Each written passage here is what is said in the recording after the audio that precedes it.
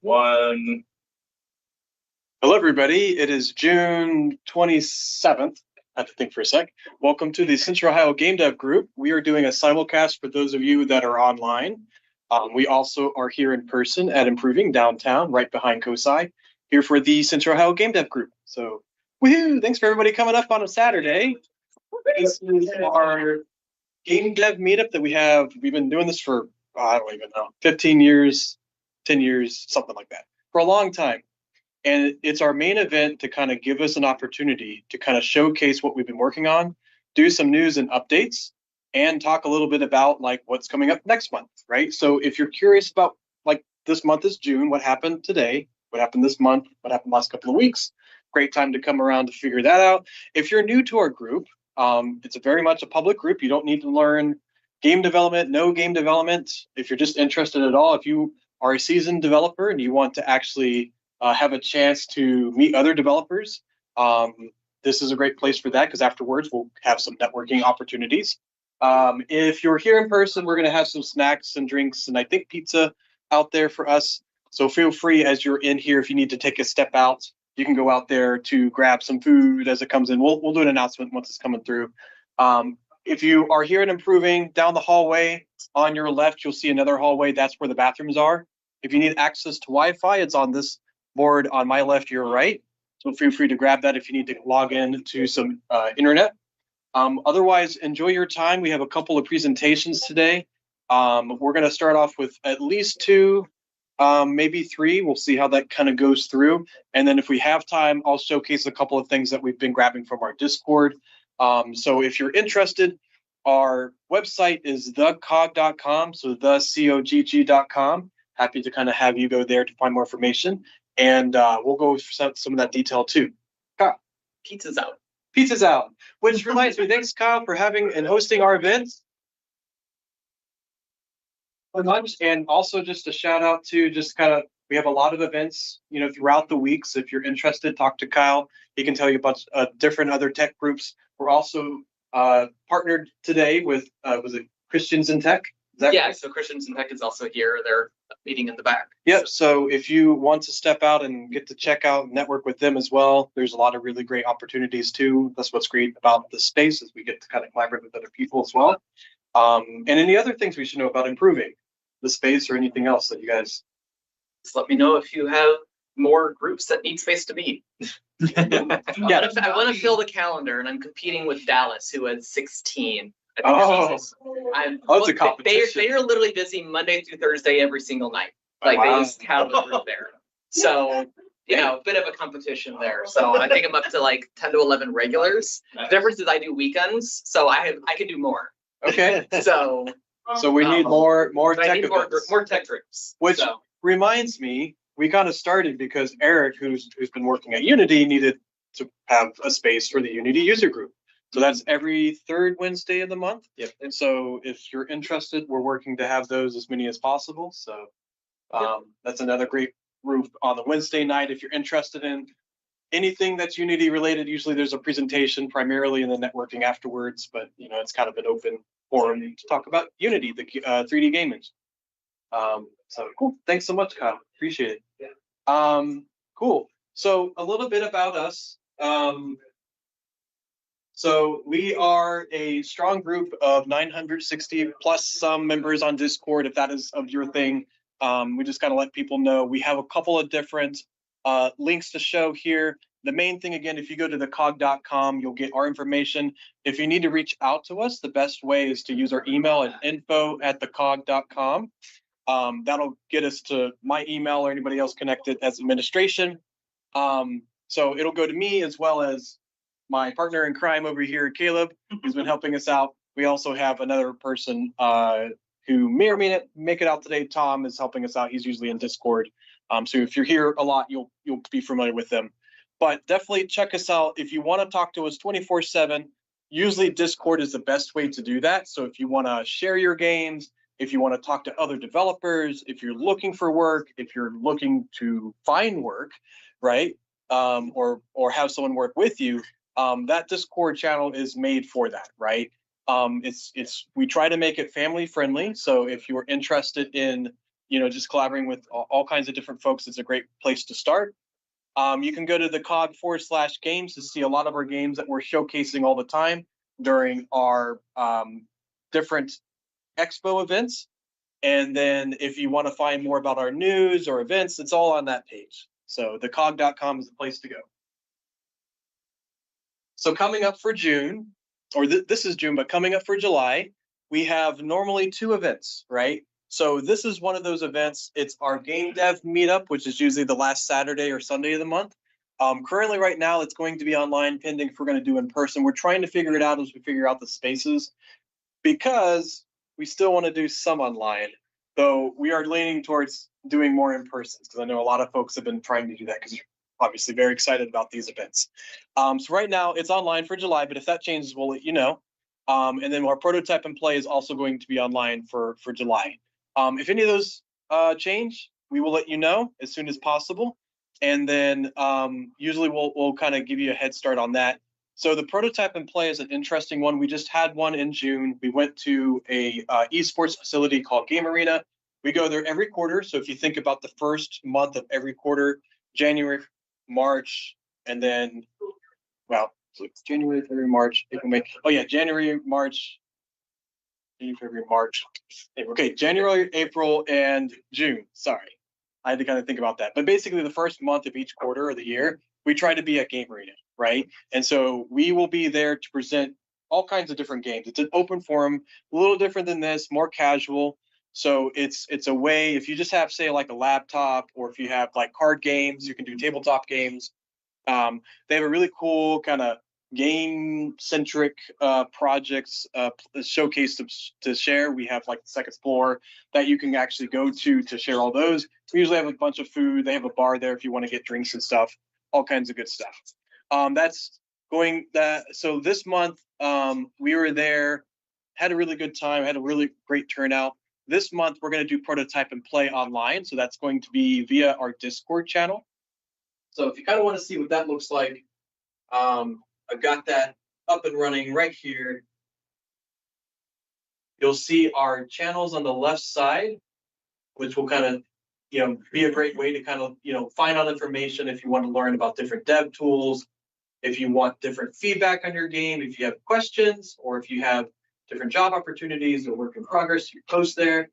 Our community is a great place if you have very specific things. So if you're like looking to present in design, or post something in design, or have a question in design, or art, or audio, hardware, all kinds of great stuff. But where we'll be for the prototype and play online this month is we'll start here in the PTNP prototype and play lobby room. So 6 p.m. on that second Friday of the month, we'll start here. And then basically, I've got all the presentations we had from the last time we were online. We're going to clear all these out and refresh them with new ones. So basically, I'll do a call out and say, hey, we're about to do our online prototype and play, and you let me know.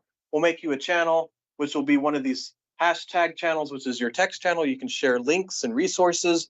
And then these audio channels, which is where you can actually stream your content, right? So if you've got a game that you want to showcase, that is where you'll stream your game and show it to other people. You'll get some feedback, or just have a chance to kind of show what you're working on. You can have incomplete games and projects. You can have finished projects. That's fine. Just if you want to have a place to showcase and get some feedback, it's a great way to have that. So we'll show you more of that as we can. All right. And then if you have anything in July that you find to be game related that you want to share with the group, or if you have your own project you want us to do a shout out, say if you're releasing a game or you've got something up on Steam, let us know personally. Like, you can email us at info@thecog.com, or you can DM me. I'm just Wolf G4M3R. So I've got my own tag name. You can message me on Discord, and we'll do a shout out through our announcement channels. We'll do it through social media and try to get some exposure for you. So that's kind of more of our community spotlight. It's kind of an ad hoc opportunity. If you have something you're going to, I know it was either last month or this month that we had COGG. That was really cool. So we got a chance to kind of shout out to that. And some folks from our group actually were there at the Ohio State Fair to kind of showcase at the Breaker Building some of their games through another expo coming up called GDEX. So they were doing kind of something called a side quest. So a lot of fun there. And that does remind me that if you haven't heard about that,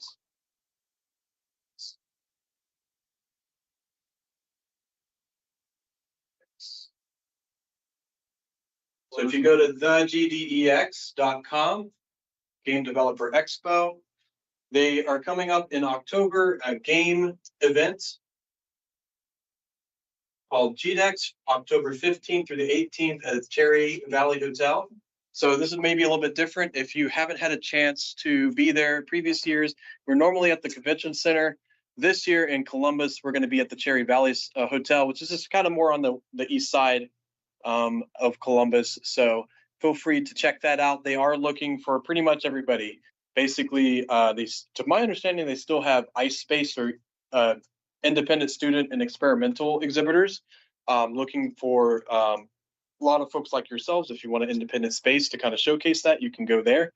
And then if you are looking for kind of a bigger space, more of like a 10 by 10, say if you got like a finished product and you really want a lot of people to get some eyes on it, they have exhibitor booths for that. They're looking for volunteers. They're looking for speakers. They're looking for pretty much anybody that wants to be a participant, anything game related. So if you're interested in that, all you have to do is go up here at the top left. There's the apply button, and that'll give you all the different information you might need for the exhibitors, speakers, volunteers. If you're media, obviously you can go there. And just if you want to, say if you play music, we've had a couple folks in our group, be part of the concert and the show. We usually have something Saturday night. So it's a lot of fun, great opportunities. That'll be, I think that's 15th through the 18th. Usually it's like Friday, Saturday, Sunday. So they might have a little bit of time for setup. So cool. Big thing with that too is, unlike I guess like right now today and the convention center, is because it's at a hotel, parking is all free. So that's great. I've been hearing that they should also have Wi-Fi, which is also a crazy thing to have at an expo. Because normally you have to pay for that or hope that you can get some through your hotspot or whatnot. But yeah, great opportunity to meet other game developers and just kind of learn a little bit about that. So cool. That being the case, this is mostly what I have for the intro. Is there anything I'm missing, and or if there's anything coming up now or in July that I should be aware about? Anybody have some informal announcements that they can think of? I mean, I know there's a 4th of July. That was a big one too, right? So yeah, 250, yeah, it's 250 years, something like that. So, but yeah, so if you are interested, if you have anything you guys can think of, just feel free to, especially in the room or in Discord or YouTube, shout it out and we'll try to do an announcement for it. So cool. Does anybody here that hasn't had a chance to sign up in our Google form wanted to present something today? I know you might want to, but we'll leave that to how you feel. Anybody else want to do? I know you're doing a presentation. So anybody else I'm missing? No. Okay. Cool. So we'll probably do you first if that's okay. And then I know we had one for Charles maybe, but I don't see him yet, so we'll kind of skip him for now. And then let me see if my friend in Poland.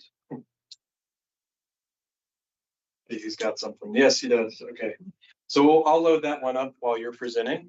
And then, yeah, so we'll be here to do that portion. So, well, the way that this will go is we'll have a couple of our presentations. We have a couple lined up today. If we have time, I'm going to try to show some that we've gathered from our Discord channel so you guys can see a little bit what's going on online. And then afterwards, we'll just network. So you can be online, chat in our Discord, or if you're here in person, obviously there's come and go as you want. You can network in here. There will be pizza. Obviously, there's a fridge down there. If you want to grab some drinks, you're more than welcome to. But otherwise, we'll get the show started. And then I usually like to do a little bit of a question of the month. So just because it's patriotic, I said besides BioShock Infinite, are there any patriotic games that you can think of? Just some kind of icebreaker thing. You could talk about whatever you want. I don't really care. Just something kind of fun just for the month. So, but otherwise, let's go ahead and get started. So, Andy, if you want to take a brief interlude, I'll take my laptop out. Sure. So That's I can plug in so you can see it up here. Just to let everybody on the stream know, this is gonna go weird for a second while we switch computers. Yes, we've had some technical jargon change this time around that we're trading. So innovation. I don't know what to call it. Difficulties. There you go. Some hardware issues. Yes. Hardware lack of availabilities. Mike GameDev one. Technical normalities. Yeah, go ahead. I just wanted to give everybody a warning. Difficulties. Okay. Technical normalities. There's a lot of audio. Could I turn this like face now? Yeah. Yeah. Like, Yeah. it just seems weird, like, yeah, like that. You can do that. Yeah. Yep. Yeah. That should be fine. Okay. And you'll have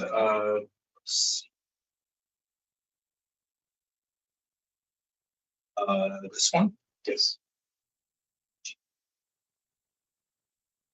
This weirdly aggressive camera. It's just like It's on battery. Oh, okay. I mean, it's probably, if it runs low, I guess I can plug it in, but Are you okay if I plug in the display? yeah, if it, do you know where it goes? Yeah. All right. Just want to make sure it wasn't. Hopefully we can get it to show up there. It recognized it, but why am I? oh, It's there you go. As long as you guys can see it, that's all. And I'm able to see it on my end, so Okay, well then we're good. we're solid. Wow, that was smooth. No way. I can't believe it. I did. All right, well, I guess we can, are we ready to go? If you're ready to go. All right. Well, I've been doing game development for years, but I haven't made like any big games. So recently I kind of got into doing HTML games because I found that there's a lot of them out there on the internet. They're just like a point and click or like Candy Crush or something like that. But I thought there's got to be better ways to make it. So that's what this is about. See if I can advance it. Okay, so with the prices of RAM these days, it's ridiculous. And so I have a PlayStation 5 at home. I think I paid like $500 for it, and I put like $100 EVME in it, and it's 2 terabytes. But now that whole setup is like worth $1,000. And so I think, and even the price of RAM in computers and stuff has doubled, tripled, well, more than that even. So I don't know. I just thought, it's stupid that we have to spend all this, like a game developer has to spend a lot of money if they just want to develop games. I mean, I guess anybody should be able to develop games. So that's kind of why I explored this. And also I built a contraption, which you probably can't see because of the camera, but it's a hardware interface. And let me show you real quick. Let's see, I got it here. Let's see, here it is. But this is basically it right here. It serves up web pages. Okay, it's a web server, but it also has hardware features to it. So you can hook up servos. I have a coin acceptor on it. It'll accept coins. So you can do coin op games. You can just, like, I have it set up so it dispenses like Reese cups, like it can dispense candy. I've got scoreboard hooked up with mechanical 7-segment scoreboards on it. Anything that you could think of, if you can think of it, you can build it and you can drive it like a servo or a stepper motor, then this can do it. So enough of that. Should you put the tech stack on it? You got there. So yeah, it's all written in C++. And what's that? What's the hardware? The hardware is a Raspberry Pi Pico 2W. Yeah. Okay. In the center there. What we saw there. That's what you saw. I did some things to it in the code. You can overclock it. I've overclocked it from like 150 to 250 megahertz, and I've also sped up the SD bus on it so that it goes faster. So, but that's all done via code. So nothing hardware there. And it doesn't even get warm at that speed. So, I mean, you could probably push it to maybe 400, but I just kept it. It runs really well right now, and I don't see any reason to push it any harder. Let me go back to my presentation. Okay, so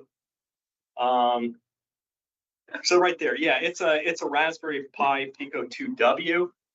There's no GPU, no OS. The reason it runs fast and can serve up web pages is because it's just a process. It's just a microprocessor. That's it. It's not running an OS, like I said. So so it cost about $7 for that. I think all in all, I could build that for maybe $20. So okay. So like I was saying before about these HTML games, like they've come a long way. And I think a lot of it has to do with the computer that you're running it on. I mean, today's computers are a lot more powerful. They can do graphics. They can do like all kinds of effects that you wouldn't normally think of as just like point and click. So, I've got some games I can show you, but I've got one that does like a fisheye bulge. I've got one that does like an hourglass pinch. You can see it there. I got stuff that rotates. I've done vector style graphics. I got a lunar lander that I made that looks pretty much like the original arcade version, the 1979 version.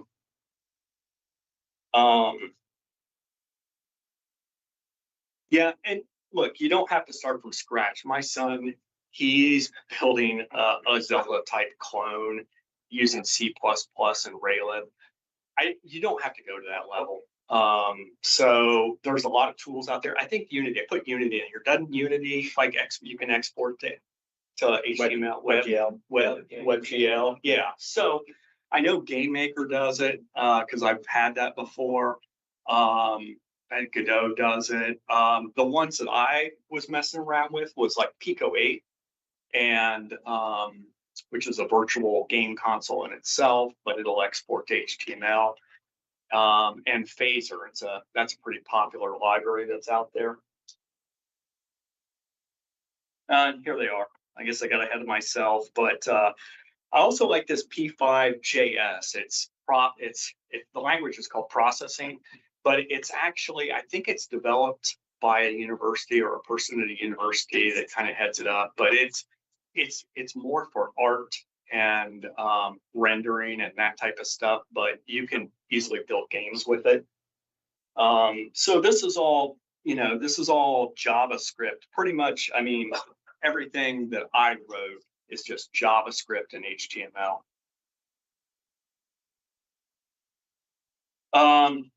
So these are a few different games just to show you the capabilities of what you could expect out of an HTML game. Look, I haven't sold any games. I haven't released any games. I'm just a hobbyist. So take it for what it's worth. But the one thing I would say is, after spending lots of time developing stuff, is that you need to get your program worked out first, and I've seen a lot of developers, like, they're trying to add like a special effect. They're trying to do this, they're trying to do that. Don't worry about that. Get the mechanics in there, get the game working, and then go back and do the polish on it. Like the music, the screen shakes, that other type of stuff. When I developed it, I had this hardware, but I developed it so that you don't have to have hardware really to run it. That's another interface into it, but it's not necessary. So one thing that I realized when I made these games, and I'm just sitting at home making them, I thought, well, playtesting's good, and I think we all need that. But how do we get feedback from that? Like how do we understand it? So I built stats into my game. So you need to play the game at least 5 times, but the game itself will actually make recommendations back to me. Like it'll say like, okay, most people are failing on this level, or this, you might consider adding this or raising that, or it makes its own educated guess to give me feedback based on player, how players play. So, and I've got a few different kind of stats pages in there. I like some better than other. I kind of did them differently, but so I think it's just good if you gather the stats while the people are playing, then you've got something to go back and review and make your corrections. And then, Can I ask how far have you gone with your ability to collect stats, play testing? Like how many people are you getting? Like a lot of people playing the game? No, I mean I've played them at home. No, I haven't really. These are games that are brand new. I mean, you guys probably no one's really seen them. Now my son played them a couple times at home. It's the stats are really kind of in the browser. So if you played it on your if I let 10 people play it on this laptop, then I'd collect all the stats, right? I see. So you're just storing like local storage. Local storage for the Okay. stats because they're HTML games, right? Okay. Now I could save it to a file. I could save it to a file on the SD card on there. Yeah.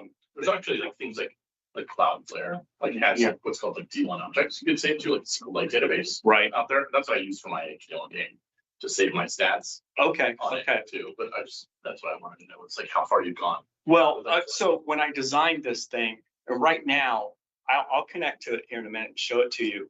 But that has 2 modes in it. It can connect to the internet, but I have it running in AP mode now. Yeah. And it's just like a little config file you change.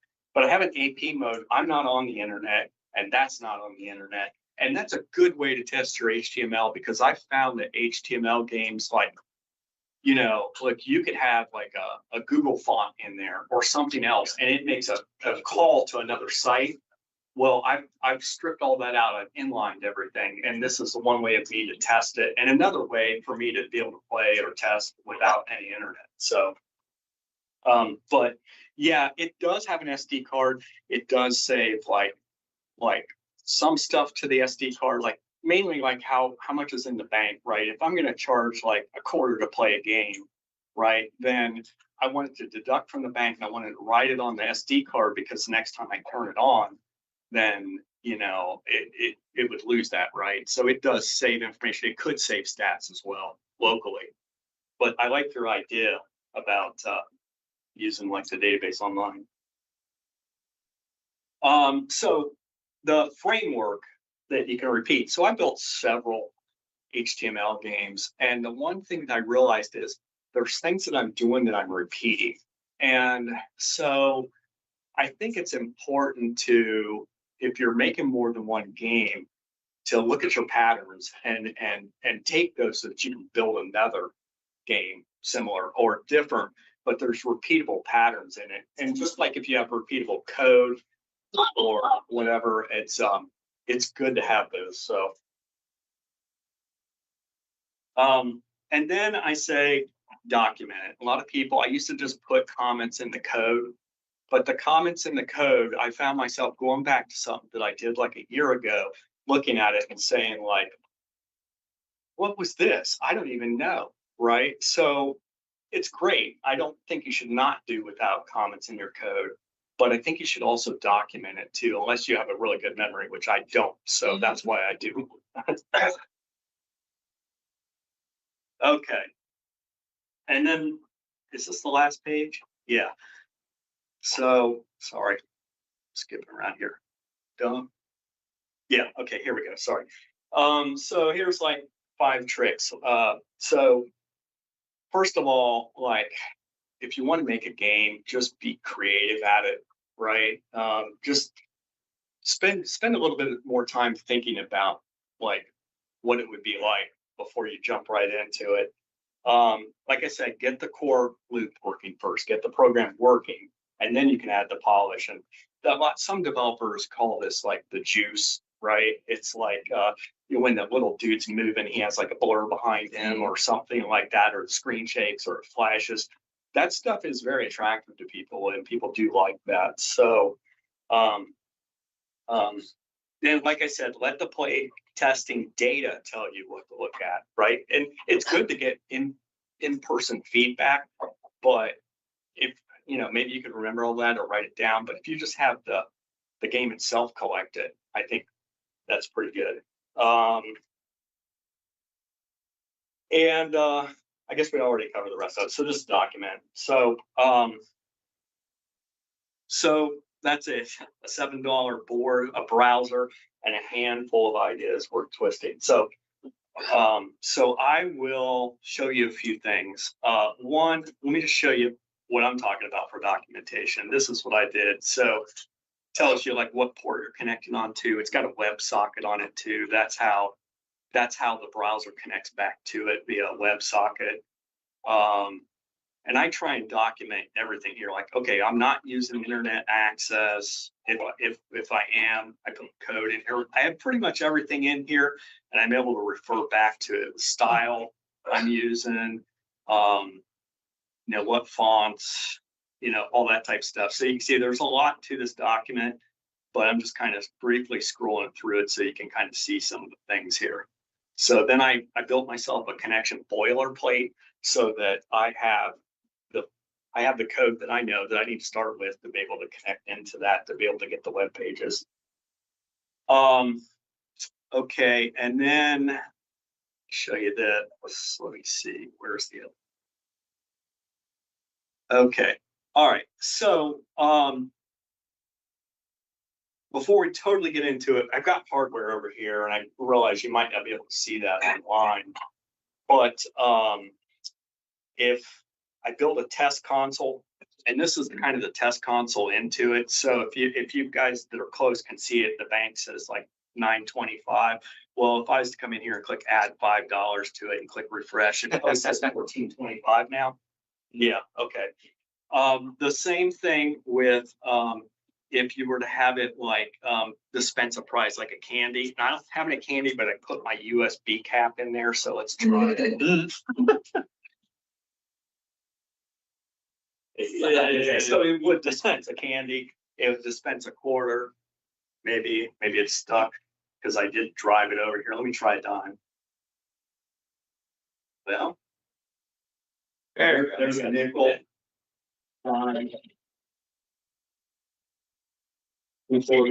Okay. So in the games, like I got a video poker game in here. I mean, I like to just play it at home, but I just had it cash out like in candy credits, like, so like if I win, I can just buy a candy with it. But you could like have winnings come out if you get to a certain level or something. You could do anything. And I thought, wouldn't it be cool if they made a game, okay, that they sold with a physical, like I'm saying like a PlayStation game or something, but what if you sold like a physical lockbox that you just hooked into your USB? When you unlocked it, when you got to that level and you unlocked the box in there, it would send a code over to unlock the box and you'd have like a toy and something, you eat fries. I think that'd be really cool. But so then I have the 7-segment display, and you can just see here, like I've got like increment, so you can see, and I'll get it up to, when it gets to 10, it has to flip all the way back to go up.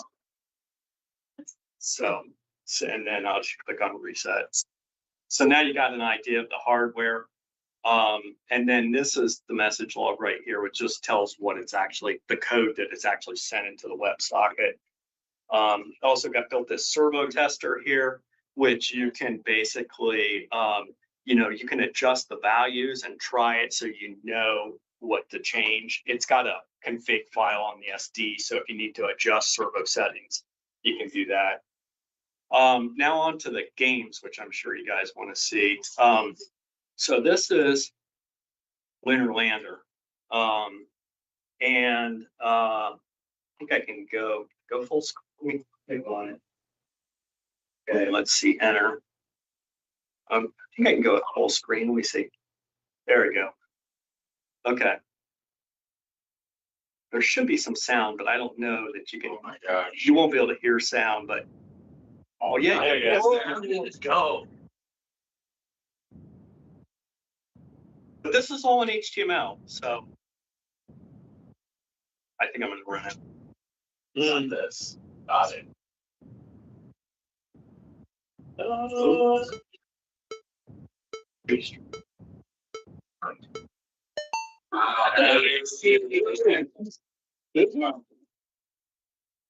Let's do a different one.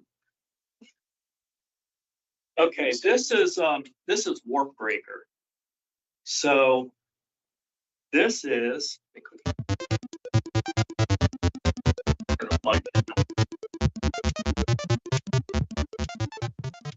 okay. This is Warp Breaker, which is like just basically like breakout. Yeah. Okay, but let me see if I can do screens. Yeah, here we go. So you can see there, it's got the credits, $14. It'll deduct 25 cents when I start the game. But I'll show you what's different about this. Oh, it checked it. It got it. Okay. So spaced along. So notice I got like on the ball, I have like a tail on it. I've got it. Yeah. But this is where this game is different. Oh, yeah. Oh no.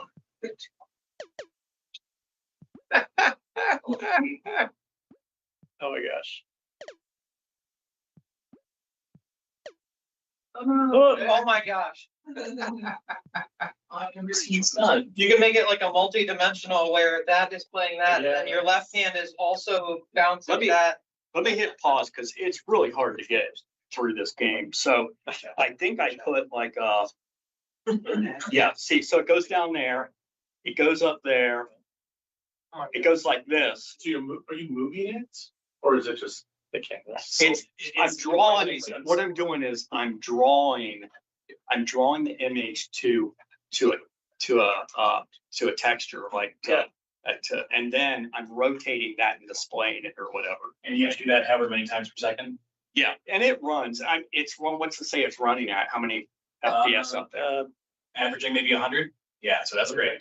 It's fine, yeah. But I could let me see if I unpause Is this. this all happening randomly, or do you have it pre-programmed? No, the levels are programmed.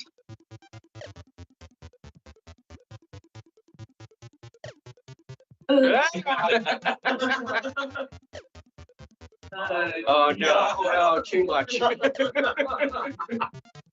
not going to get through this, so I'm Pause. there's this. This one's really crazy right here. Rotate. Yeah, it So what's that rotates. Like you get confused when it does this. So you are invoking that, but it's not happening just randomly. Well, No, it's Every time in it the hits- level, it tells it to do that until you get like 2 hits. Okay, so you've got it storyboarded out about Yes, different. yes, different. yeah, and I could add more features. This is where I just had to think, like, what else could I do, right? A mirror would be dreadful. Oh my god. I like Well, that I'd one. like to see I'd like to see Inception, like There's maybe this. some uprick. This messes up because it Oh reverses my gosh, the board. here. This one puts it back. And this one you're playing sideways. This one you're playing upside down. This one Oh no. Wow. diagonal. And here's the fisheye. It's a little off the screen, but this is kind of like, I think if I didn't hit pause and do it, it's going to be fine. But it's just because the reason it's going off the edge right here is because I added a little key to advance it, so just so you guys can see the levels. But if you played it straight through, it should play fine. Anyways, let's get back to this. So you go back here. Come on.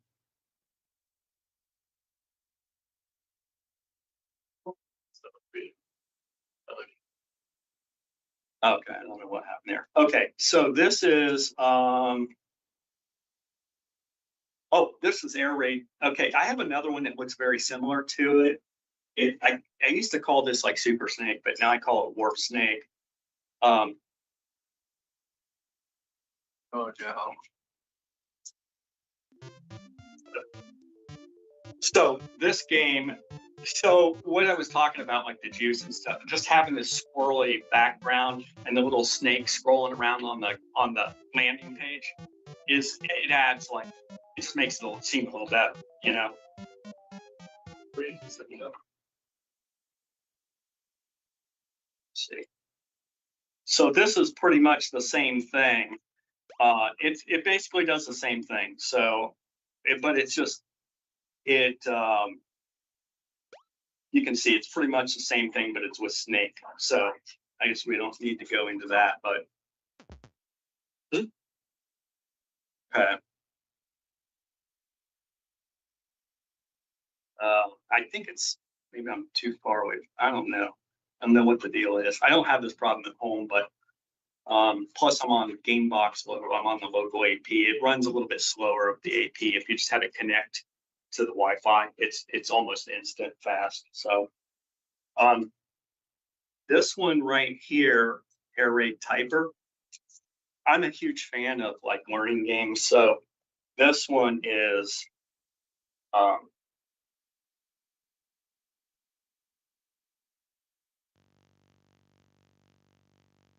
so this one you got to type, right?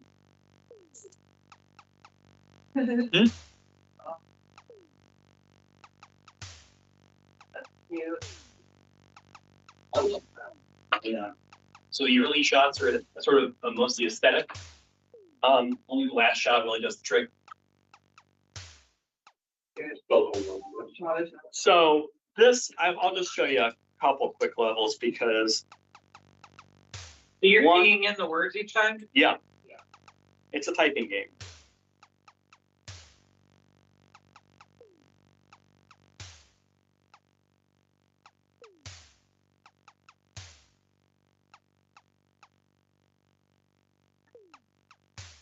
This reminds me of my middle school, high school days. Yeah.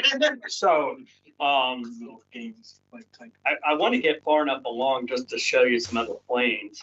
Call the game David speaking. Yes, David speaking. This would be great for learning different keyboard layouts like Dvorak or Caracorder. Yeah. Oh yeah. Okay, here comes the boss. So this is one. The boss bomber. I like the scan line too. It's fun. Yeah. What? So wait. Okay. I do have an EMP. Oh. Nice. Oh, and this is a package here. Let's see. Wait. Boom. And That's the one. there's a dive bomber. There's escorts in here. There's other things in here, but you guys get the idea. Where are you grabbing the graphics and the sound effects and music and stuff? It uses chip music, like web chip music. So it's all coded in. That's cool. And all the art there is just wrong. Like it's not images. It's not like a vector or something. yeah, just like Wow, with that's graphic drawing. Like it doesn't. Let's see. Okay, so now those are some of the ones I get, but now like I'll just show you this because I didn't do this, but it's a great game.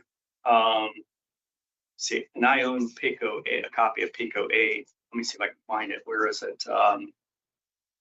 Oh, it should. Now I'll show you that in a minute. I don't know. Am I going too long? Yeah, I think you're fine. Yep. Okay. This is one terrific game right here. And I'm going to select no dine because I put a little cheat in it, but this game is awesome. I don't know who developed it, but I put the wrapper on it. So see where it says like $13 at the top. And, Sure.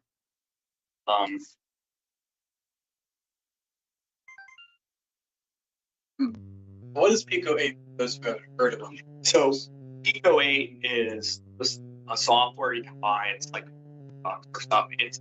it's a virtual game console, and so it has built-in sprite editor, built-in music editor, has memory limitations, it uses the Lua language, has its own built-in code editor and stuff. So that's it, but it can export to HTML. So I took the export. I just, got the game from the site, took it, exported it, and then I had to modify it because it can do some pokes type thing. That's how I get it back to do the check and the game over type thing. So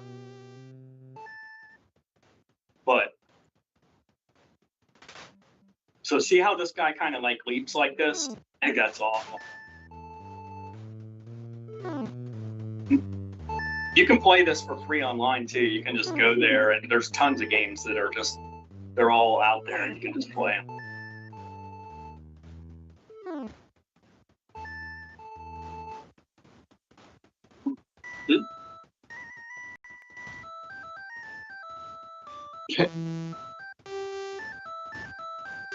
What? What a cool boss. Oh my.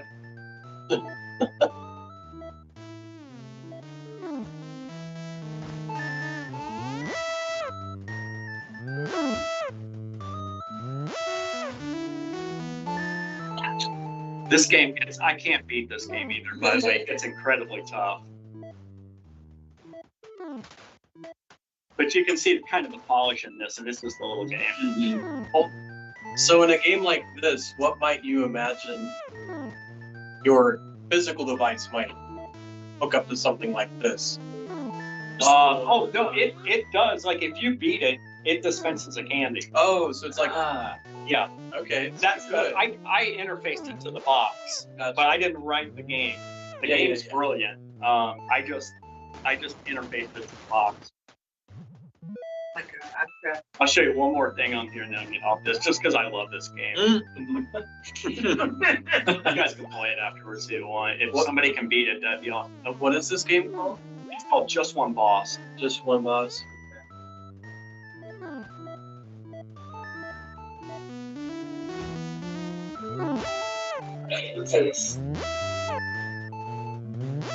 This stuff is easy to me here, but it gets stupidly hard.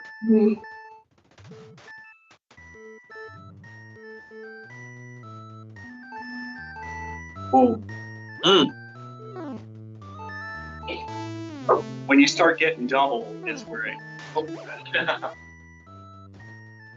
Like I said, I turned the dying off on this just so I could go through it.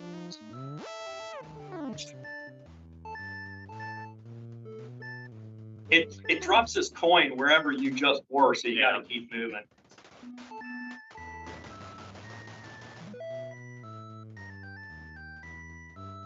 Yeah, here's where it gets crazy. Oh, jeez. What the heck? I need to protect both sprites. Oh, see? Oh, you see what you do. Wow. Oh, Oh no. oh, Oh. yeah, you guys are welcome to play it, but you get the idea.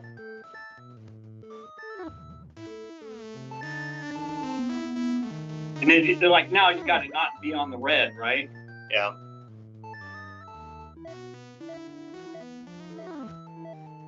I'm actually doing better than I usually do. Oh. Oh. Okay. All right. Enough. Gonna play that game all day. That's cool. I would say if you guys do play that, let us know your score. Let's see what people make. 9,200.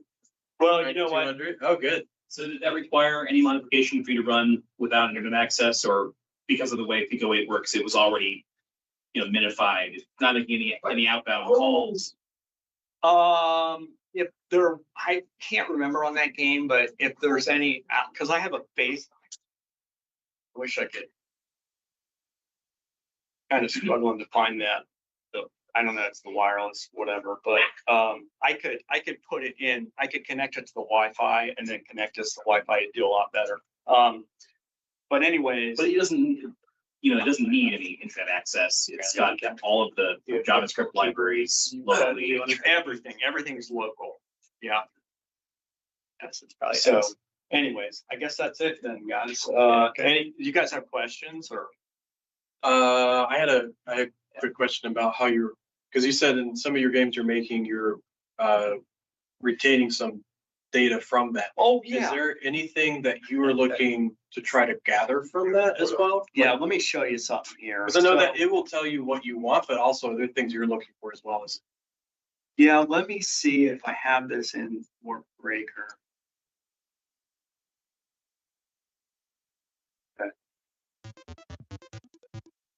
Okay. So here's a bunch of stats. I don't know if you can see them or not. They're pretty small. This is one stats page, and then down at the bottom it says play at least 5 games for meaningful recommendations. But it collects all the levels that you're going through and what percentage of people reach it and that sort of thing. That's one stat. Let me find another stat here.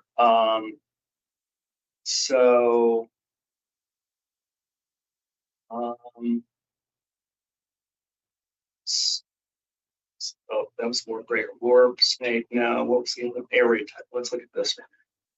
So,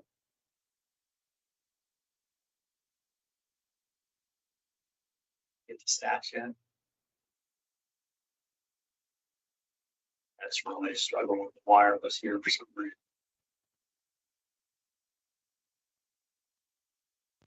Here we go. Okay, S. Not have. Oh, and this one's F1. No, sorry. Where's the function key?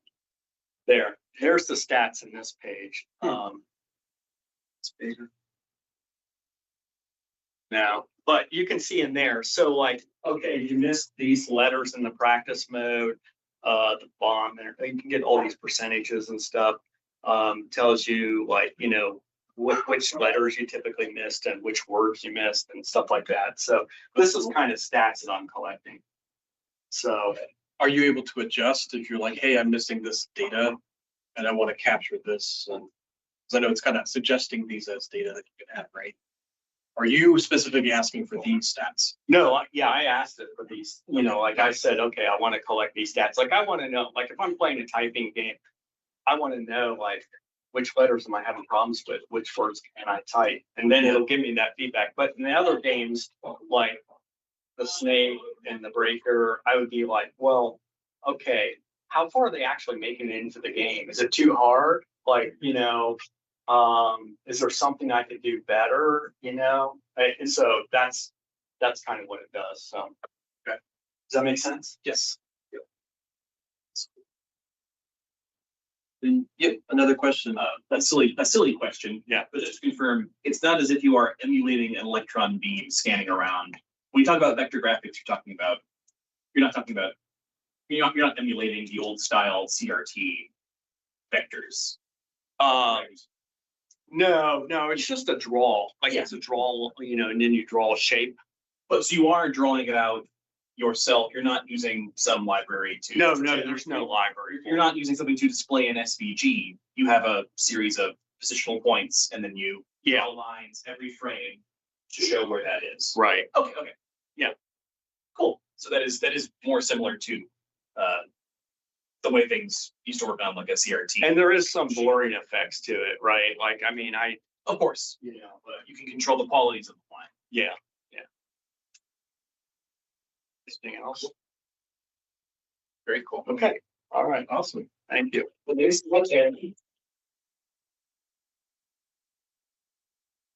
If they can follow you along, do you have any place for people to learn more about this? Or are you just going to come in and show us the next iteration? 5 seconds. I did. No, I don't have 5 seconds. Maybe I could join the Discord or something. Sure. Yeah. I mean, I'm welcome to post stuff out there if anybody wants. That's where I got. Oh, your name, sir. Your name, sir. Andy. Andy. Yeah, 3 lives at that point, and then I lost 3 lives. About that's it. Yeah, exact same situation. Is it? I spawned in, or it's starting to the flowers, and I couldn't pretty figure out where to put the Thank you. I can. not have the nice flowers. All right. And then the Everybody beam, and then see something else. that okay? It's like, There you go. Cool. yeah. Mouse back. All right.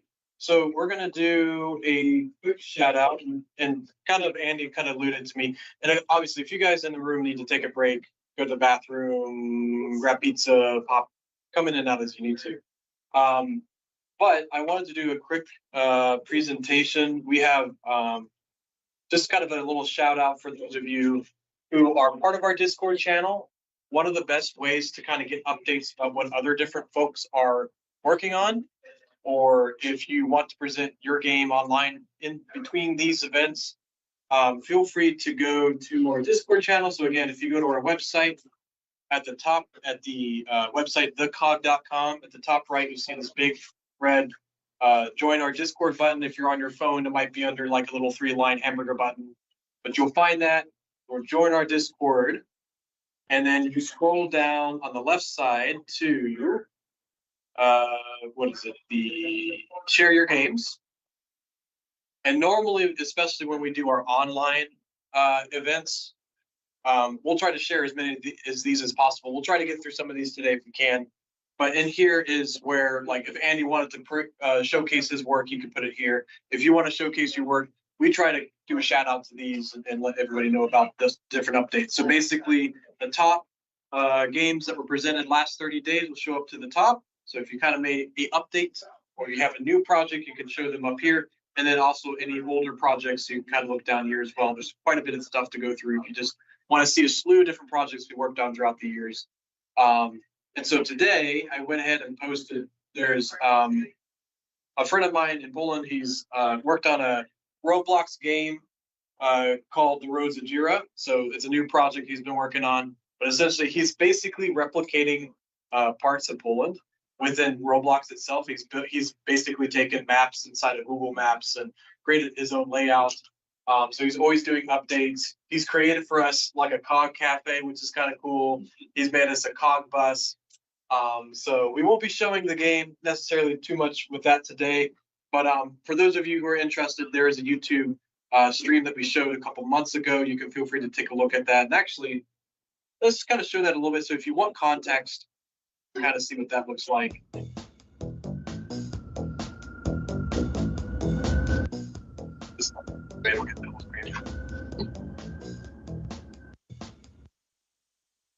Do full screen.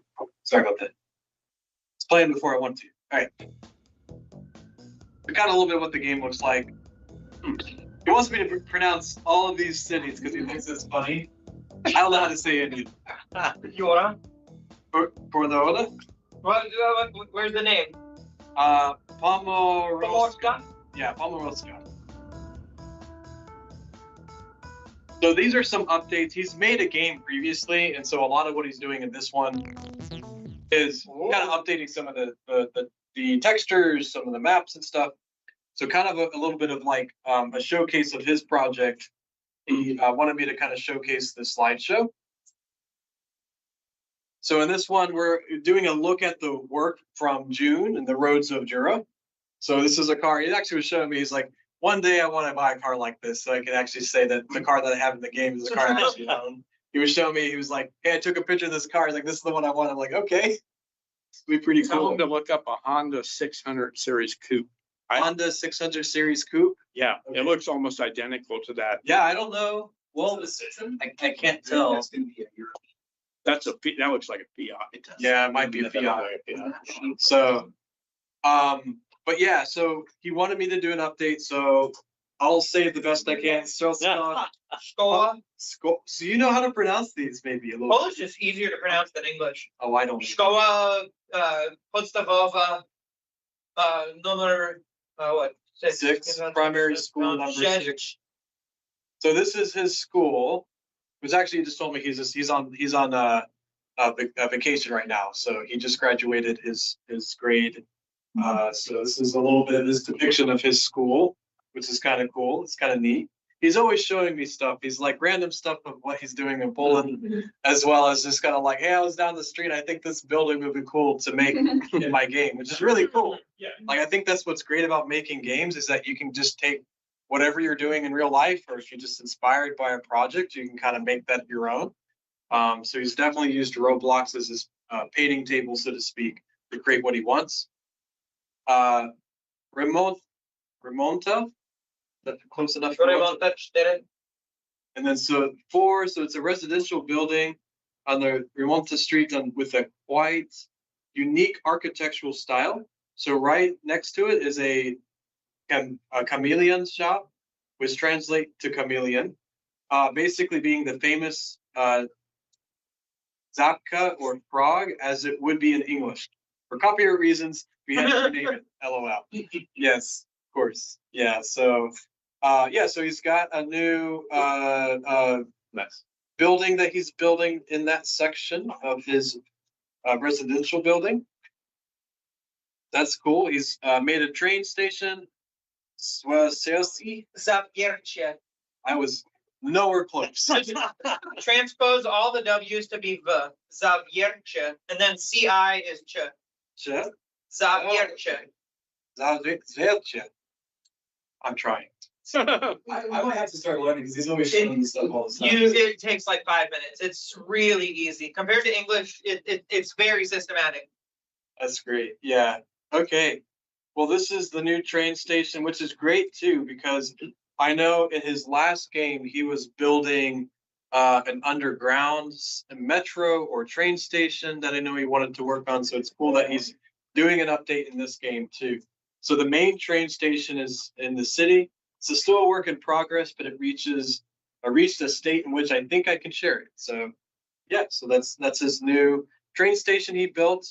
And I know he is trying to learn a little bit of 3D modeling. Most of what he's doing is within Roblox itself or through asset packs and whatnot.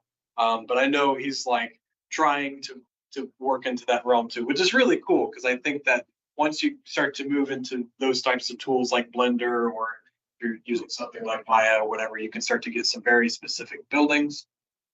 But yeah, then said special thanks to Wesley for reading this. Wondering how good he did with all the Polish names. Thanks. Let me catch your name again. Megan. Megan, good. Thanks for helping me out.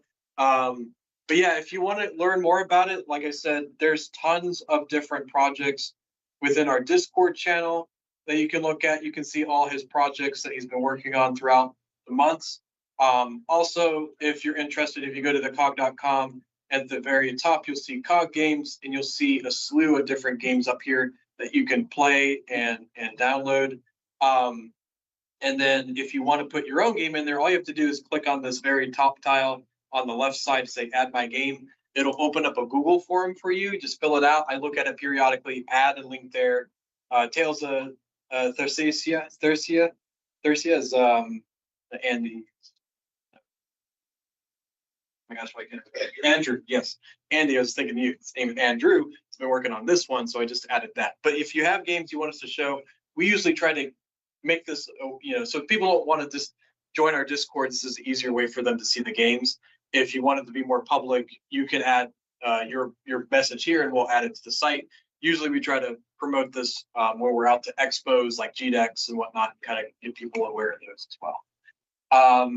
But cool. So thanks so much, Drift, for showcasing your update. We'll be sure to kind of keep in tabs with that. But outside of that, I think I know that was a quick one.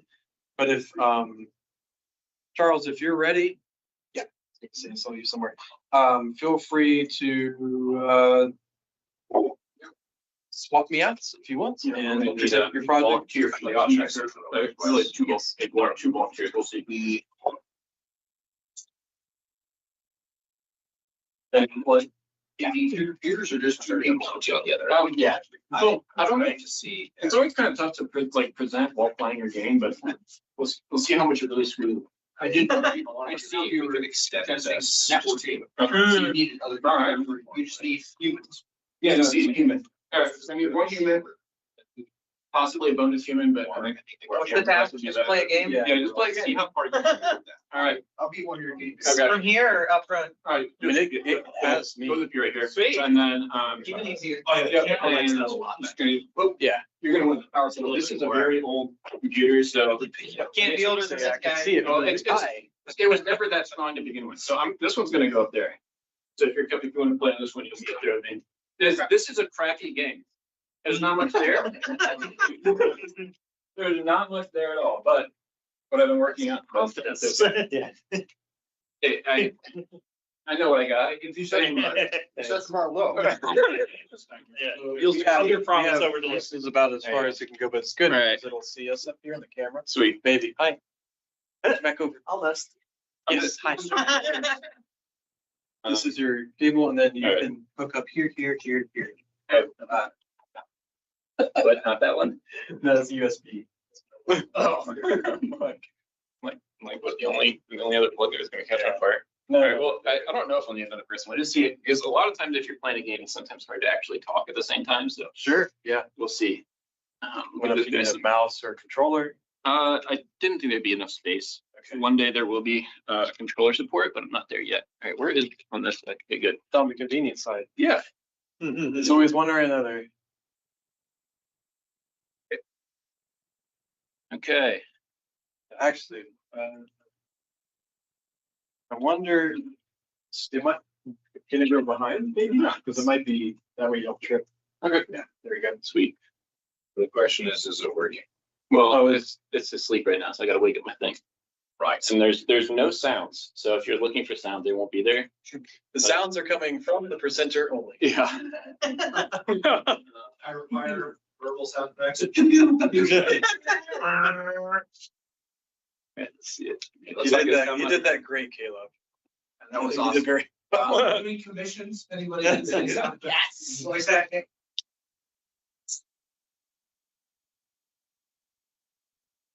See stuff over there, sweet. That's not what I want. I'll make that bigger. Okay. Cool. All right. No one. Good to start or? Yeah, whenever you're ready. All right. So, hey everybody, my name's Charles Dickens. I just go by Charlie though. So I used to live in the Columbus area and lived in Dayton about 8 or 9 years ago. Used to come to COGG pretty regularly. Then I moved out to Pittsburgh for 8 years, where I worked in big tech for a while. Burned out like crazy, and came back here to Columbus. And now I'm doing like some rehab of just making video games. And so I've been working on this project now for since February, like all the time. It is a remake of a arcade map from the video game StarCraft 2. And my friends and I have been playing this one arcade map since COVID, and we play it like a couple times a week. And it's the only game that we've all gotten in trouble with our significant others for being too loud. And we are a quiet group of people, and someone in the middle of the night's like, so, and I think it's got a little bit of potential, even though it will look like crap on this screen. I promise that there's like something deep, a deep nugget of joy. I've even gotten in trouble for clicking my mouse too loudly, and that's like, you're really into it. So, and this is actually my third time making the game. So the first time I made it over a weekend in Unity, and then I was like, well, this was fun. Let's try to make it actually real this time. So then I tried to do it with networking in Unity, and that really fell over for a lot of reasons. And so this time I'm starting over completely from scratch, and this is in Rust, which I didn't know before starting this project. So I've self-taught myself some Rust, and I'm using Godot. And this is almost entirely just a demo of the netcode. And I am so happy about that. I think I'm finally reaching the end of this. I've just been doing backend server crap for months. So there's no gameplay. But I had a cross-continental play test with my friends a couple days ago. And I was really impressed because I had a friend of mine with I was 100 milliseconds of lag, and he didn't notice. So I'm doing something right. So I'm going to create a lobby here, and and the usernames are all just like completely random stuff. So if it comes up with something kind of offensive, please forgive me. It's just literally random words. So on yours, can you click on this? If you click on Join game? Yeah, join game, and then you have to click refresh so they show up. Oh, what? Yep. And if you click refresh, you can just double click. Tailbiting pneumonia. Yeah. I think it's supposed to be pneumonia, but I cut the things there. So there we go. So we got high yield fries. I like it. All right. And then you just got to click the ready button here. And all right, so this is it. It ain't much. We got a happy little spaceship. It flies around. When you click, it shoots little rocks.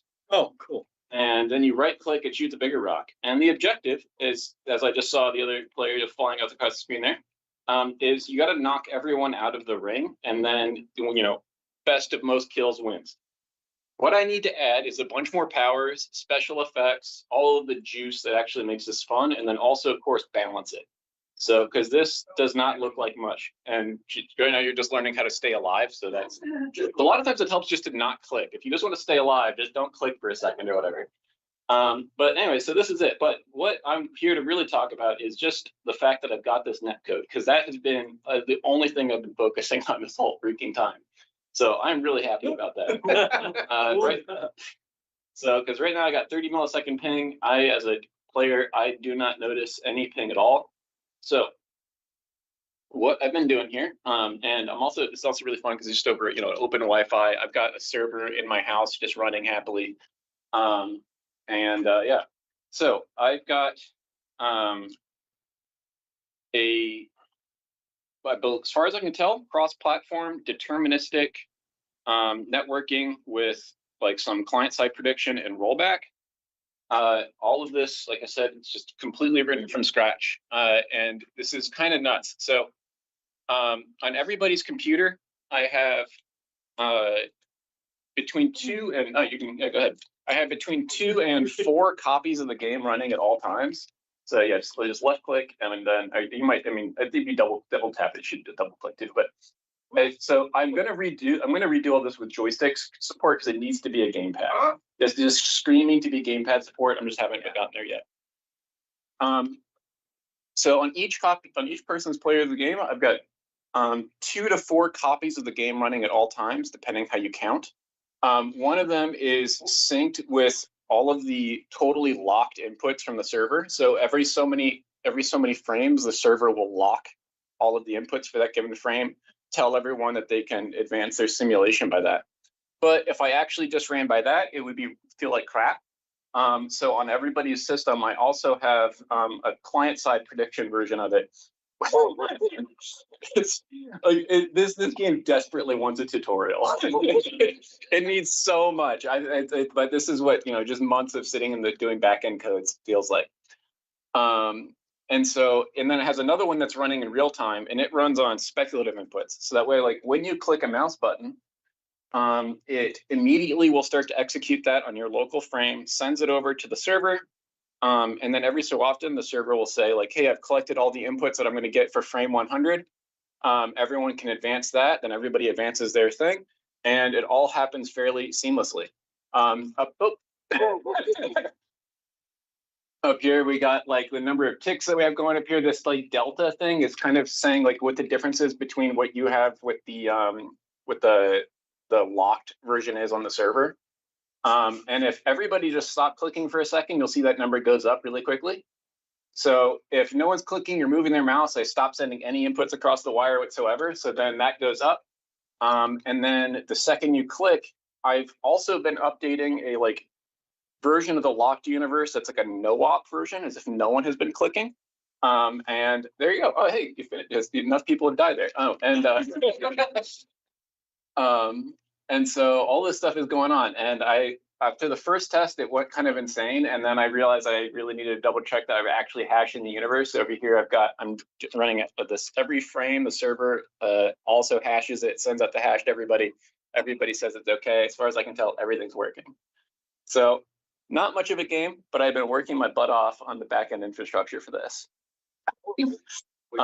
I can have a dedicated server. It can host. I haven't done a stress test to see how many games it can host, but realistically, it can run, you know, like 10,000 FPS. So I'm going to be network limited by just the number of just raw of RPCs being sent back and forth.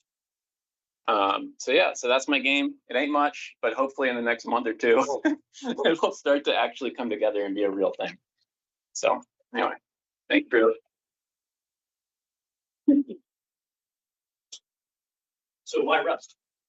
For this particular project? Just only learning a new language? No, I Write it in Rust. I was originally going to do C++, And I'd asked a coworker, who was really into C++ and stuff, like, hey, which, give me some resources to read up on, do that kind of thing.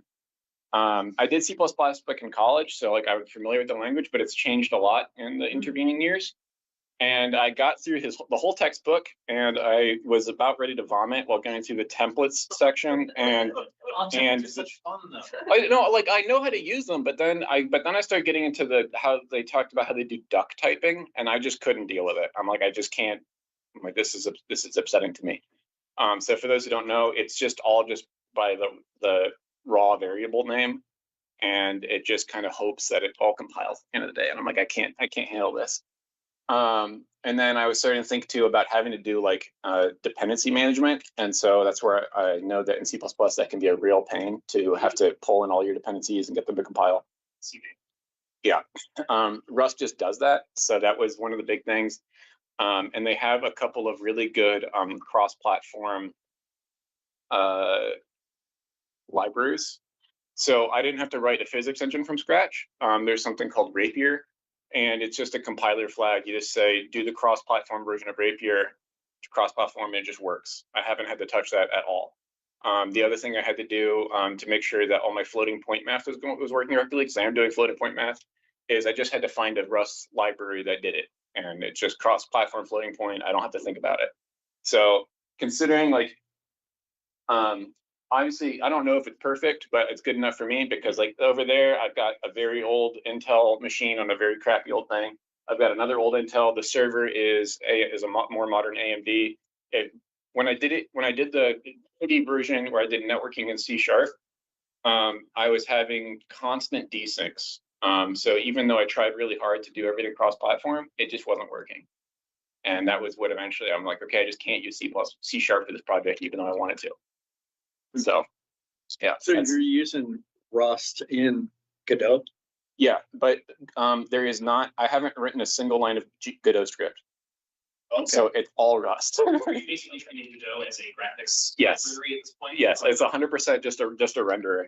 And one of the things that's also kind of fun about this is like I have actually a handful of different front end, basically literally just rendering front ends. So I have another one that's like very low graphics that is just some polygons on the screen. It's not even Godot. It's just some random rendering library I found. And then I have, yeah. And that's nice. So that way, like if I just tweak a couple of settings in the game, I can just run it. I don't have to recompile the Godot thing and that is so this stuff. It just works. And I have like command line versions of it that run that on the server right now. It's actually drawing the little ASCII art of the game that's playing. So that way, so right now it's just happily doing that. But yeah. But hopefully now that I've gotten through all of this stuff, maybe I can actually make gameplay. But I'm hoping though, because all I'm literally transmitting is just the mouse click position and button up or down state. That's it. So that is the interface into the actual underlying game, and then everything else is just being rendered out of it. So I don't think I need to actually mess with networking as much going forward. Yeah. So if that's all you're transmitting, is this something that you could expand into other games? Yes. And so this is super overkill for such a simple game to do this whole thing. But I'm trying to use, but I want to make much more complicated games. And to be able to actually have cross-platform deterministic execution is a huge deal. And for those ones, like, if I wanted to make like an RTS, I'd have to drop the speculative execution part because like I can only get away with recalculating a dozen frames whenever there's a disconnect between the packets or whatever, because there's like a couple of spaceships floating around, right? But on a more complicated game, I wouldn't be able to get away with that. So yeah, but my Rust code is absolutely terrible because this has just been me learning Rust. So whenever I do go to use this to another game, there's going to be a lot of rewriting. But yeah, makes sense. So it's so I imagine it's server authoritative for this too. Like you're not doing anything client like. Everyone is basically authoritative because so you send the inputs to the server mints the packet, and it says like, okay, like, so when you click a mouse button, I schedule that mouse click for a couple of ticks in the future to account for the server lag and stuff. And I also want to make it, because I think you only notice lag when it's really irregular. So if every time you ever play the game, every time you click, there's like a 1/10 of a second delay, you'll just get used to it. So I baked that 1/10 of a second delay into the RPCs. So when you click, it's scheduled for 8 or 9 ticks into the future. The server gets it and it says, okay, like you're allowed to actually do that input in whatever tick you wanted. Or if it's too far, or if it's actually taken a long time, it'll say, well, you wanted to do on tick 100, but I scheduled it for 120. That gets sent back to everybody else. And so when you get back your command, you already executed it at tick 110, like you said you would, but the server said you actually did it at 120. Yeah. So it goes back and rewinds your copy, replays it at tick 120. Yeah, so server is basically the authoritative, like final decision on where you should be based on the client's input that's being sent. Yeah, it's authoritative, but and other networking models, sometimes you'll say like, hey, like the server will say you are at position 1, 2, 3 and going this velocity with this health. So in this one, the server's not really doing that. It's just saying that you clicked at this time. So it is server authoritative in that sense, but it's a little bit different than some other types of networking. How are you handling? So I see, I don't know, I imagine those are suns, but I'm not 100% sure. Yeah. And then other asteroids and other stuff flying around. How are you handling that if you're only setting up the input of the characters from a networking standpoint? So that's where every copy of the game is. So this computer right now is actually running 2 or 3 copies of the game at the same time. So because I have like full ownership of the execution stack, I actually just can literally copy paste the game state, and this is just a renderer. So every single frame, the Godot part will go through go through every single entity, sync their position on screen with where it is in the game state, and it just makes it seem like it's there. So when you shoot a rocket or whatever, when you shoot something, that's just the game, the underlying game state said, oh, you clicked at this position. Clicking at this position means that I should probably spawn a rock. It spawns the rock, and then the renderer catches up. Okay. And so everyone's client will spawn a rock. Yep. And everyone's client will already have rocks in the same place, but like naturally occurring rocks. Oh, the one like there's the ones Those are deterministically. Yeah. Yep. That's an out. Yeah. And then what about collisions with rocks? So because everyone, That's the same. That'll be the same concept, won't it? yeah. So because everything's deterministic, and this is the thing where it really comes to the advantage of me. Basically, I have a very crappy game engine that I've made, and so that's a crappy game engine in Rust. And so there's a couple of them already out there that are much better. But the main thing I was looking for was this ability to like just roll back the entire universe game state. So for this, like my game state is just like a big pile of arrays. And I'm like, I have an array of entities. So when I need to roll back to another frame, I just copy paste that array. And it's very fast. Is there any risk of floating point error being different on different platforms? You had some really wacky hardware involved, or have you not ran into Yeah, that? so that's where I haven't hit it like on these random machines that I've tested. This was one of the other reasons I've tried to go for Rust is there's a cross-platform standard way of doing floating point, and Rust kind of like by default does that. The part that it doesn't do though is for like sine, cosine, tangent, square root. So that's where on everybody's machine, you like the manufacturer gives you like an optimized version. But then there's Rust libraries that instead of using the built-in square root function, they've rewritten it in Rust. And then it uses all of the cross-platform version of square root of all the like it doesn't use like the hardware layer to do it. It's doing it in code rather than microcode. Yeah. Cool. And I imagine the physics engine you talked about also uses that same. Yep. Okay. Yeah. And that was same cross-platform basically. Yeah. Yeah. Which is what you meant when you said it was deterministic. Yep. Yeah. So it was just one of those crazy things that, I've spent literally months just mucking about in back-end code, and then just like actually seeing it work. I was just like, holy crap, it's a lot, So I was really happy that there's been lots of moments of self-doubt. Now, what was the original game you played? The original one is called Battle Planets. It's on StarCraft 2. It's it honestly doesn't have that many more features in this, but it's about the tuning. And one of the things about this is there's not a lot to this game. So when I go to sell it, realistically, I'm like, maybe I can sell it for $1. I don't know how much I can sell this for, right?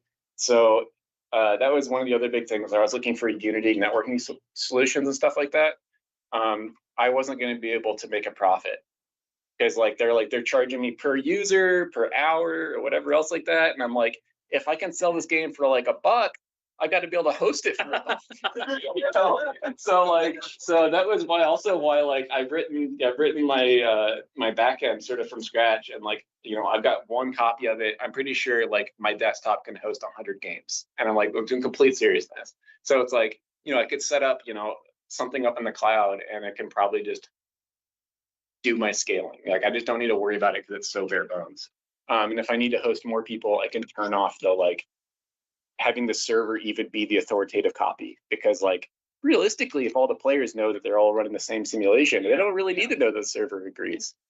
This is the kind of game that would be quite cheating. I would hope. I actually am kind of so it gets very competitive, and so that's the other thing too, though. So that's what I was saying. Like with my friends, we're like, oh, with that hit, like you don't get that into it, and so that's also worrisome for cheating. So. Is there a reason you want to go peer to peer? And then, so you talked about like having a dedicated server and kind of eating that cost of having that Unity or anyone else. Well, so I get can player hosted and then connected that way. I absolutely can do that. And so like, because I can just embed the server in the application. I just haven't gotten there yet. So just curious. Yeah. Wow. Yeah. So at some point I'm gonna have and one of my next big things is to add in actual gamepad support, so then you can have just pure madness. Anyway.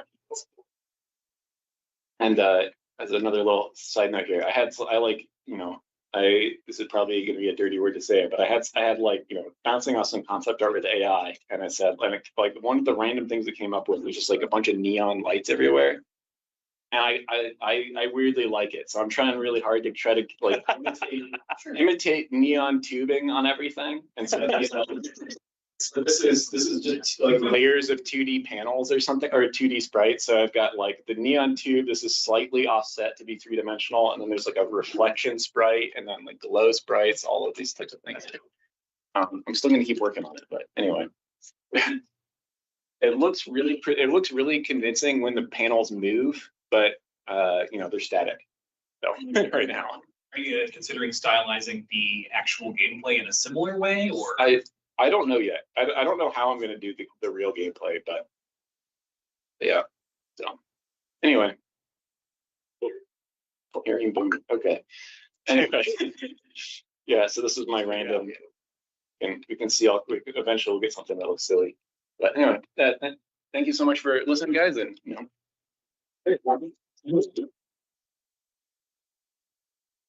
I would just like to ask, is there a place people can find this later? Not yet. Do you need help with anything? Do my next feedback? So, because I'm really hoping that now that I'm past this sticking back, I'm crossing my fingers the majority of the backend code. I really hope. Then I can actually start making like all of the other accoutrements of the game, so that way I can actually like present this at GDEX or have a little boot there. And then I need to have a website before I do that. So if you want to get in touch with me, you just gotta send me a message on Discord. I will get there eventually. Cool, but we're not there yet. Sweet. Well, thanks so much for showing. It's really cool. Sweet.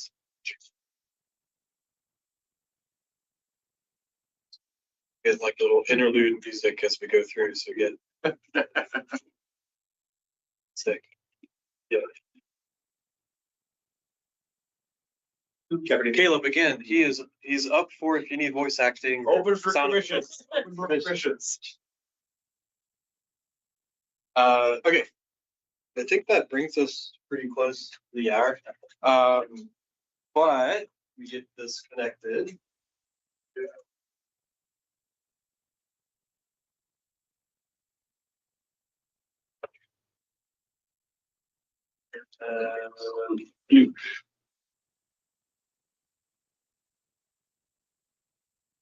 All right. So the one last thing, so I didn't know, Abigail, did you want me to show your video, or you want to kind of take some time to do it later? I want to do a review if there's enough interest in community development. Yeah. It's special.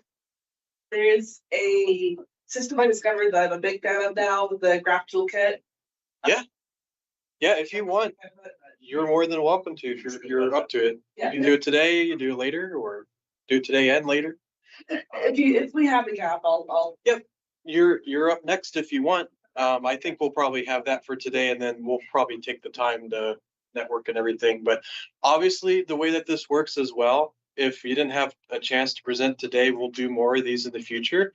But also feel free to use this space if you're here today. If you just want to show something off, I'm sure he would be happy to kind of walk you through his project. There's, Charlie, if you are around and you wanted to showcase your project, or if you guys have other things too, to set up your laptops, and feel free to kind of showcase what you're working on. But yeah.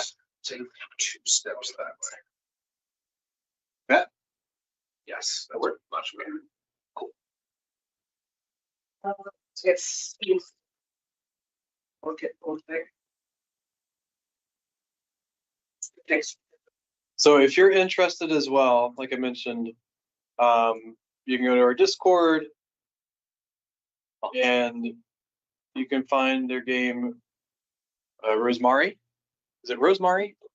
I guess Rosemary. Okay. And find out more about their updates right here too. So then I will disconnect. Do you have HDMI? Port, yeah. Okay. Port. You have a connection.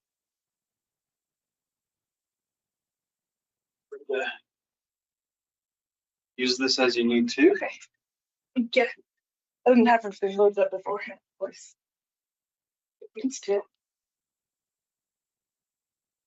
We've got connections here. You can either do the wall or the strip. Yeah. Whatever you feel comfortable with.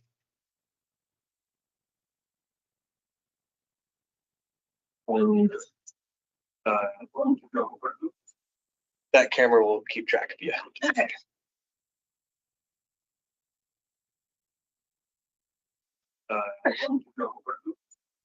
That camera will keep track of you. Okay. Are you straight on your machine? I'll say maybe your videos on it. Cool. Anyways, sorry. That's okay. I'm taking the browser off. Caleb, what are you doing? So I started learning more about Unity probably about 5 years ago now. I really wanted to show off the system I discovered. I think it's awesome and beautiful. For anyone who struggled with dialogue trees, No one's had any trouble with dialogue trees at all. okay. Find my files here, where we decided to put them.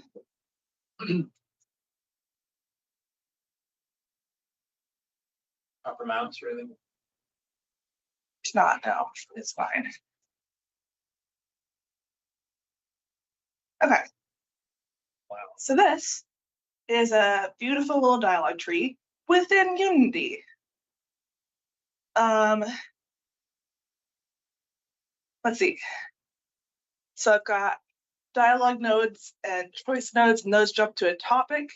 This is a topic link that jumps to a topic holder.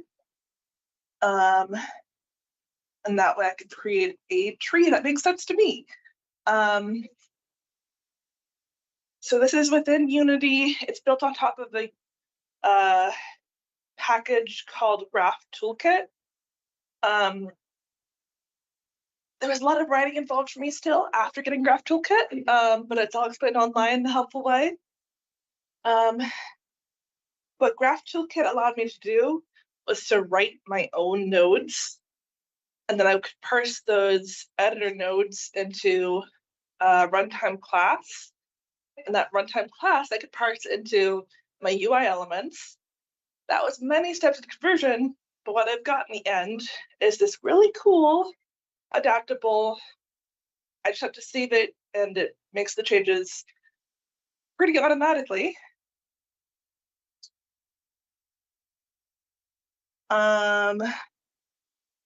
So I'll do a quick demo here. Just demonstrating that I can make changes pretty easily.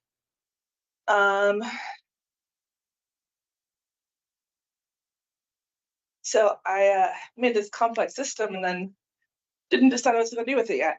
But I've got some dialogue.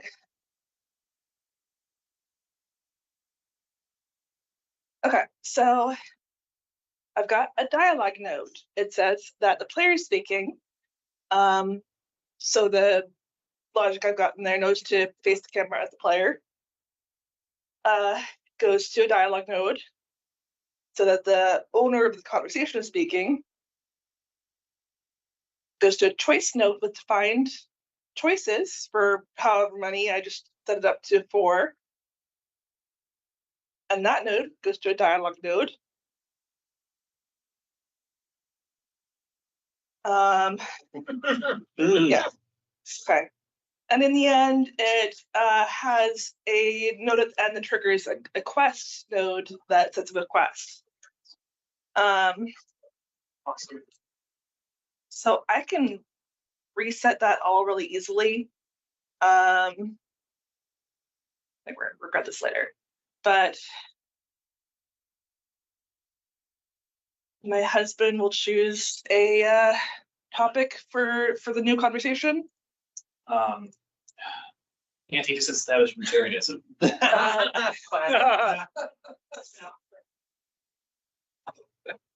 Previously about cabbages. So,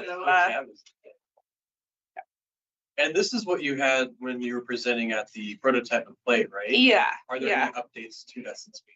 Not the system, no. But you're actually talking about this. Yeah. Yeah. So I can just add a node, add a dialogue node, and that'll be my starting. Maybe this lady's trying to start some kind of revolution. There you go.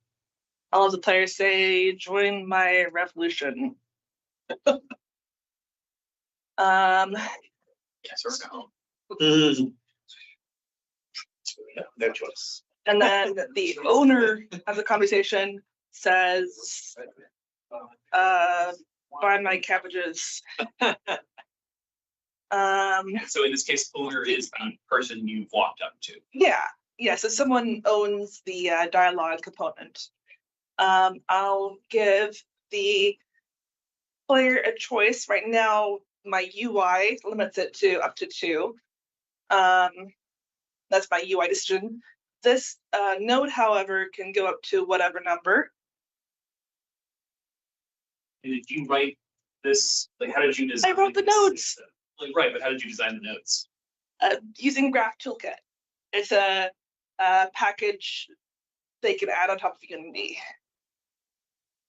Do you actually have to code each node for specifically what you wanted, or is that something Yes. built into? Okay. That is the downside, but its upside is it's very customizable. So choice 0 is yes. So I'll do a link to a new branch. I could make this all linear, but it's easier for me if I don't.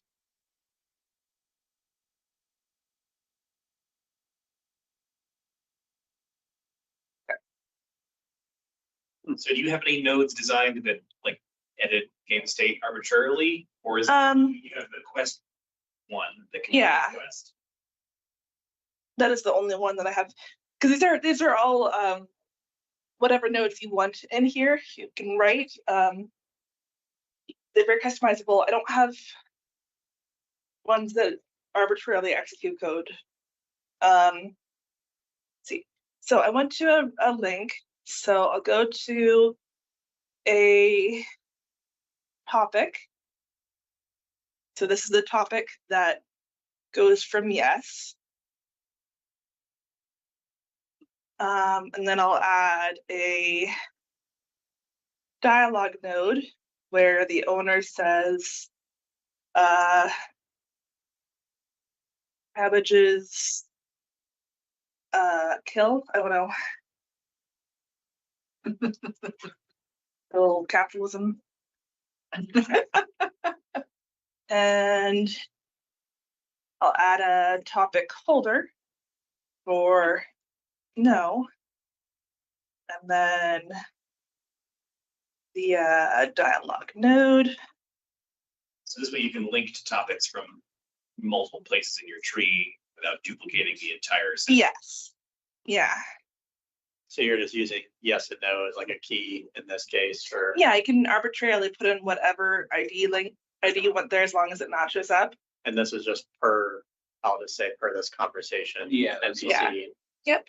Okay. So this graph is for this individual conversation. Yeah, so it's not global in any way. No. How do you traverse this at runtime? How do you know, like, so when you go to execute, how do you know that, you know, you're on this node, then you can step to the next one? So I don't execute it at runtime. Okay. I save it in the graph toolkit and it creates an object that I can parse. Okay. Right. Okay. Does it write text? Does it generate C# or does it go straight to being an object? It generates a class. Okay, so you could read the output of this if you wanted to. The C#. You wouldn't know, but the file. No. I'm not sure to say that. Somewhere. Yeah. Okay. What should they say if you don't want to buy cabbages? Buy cabbages anyway. Okay.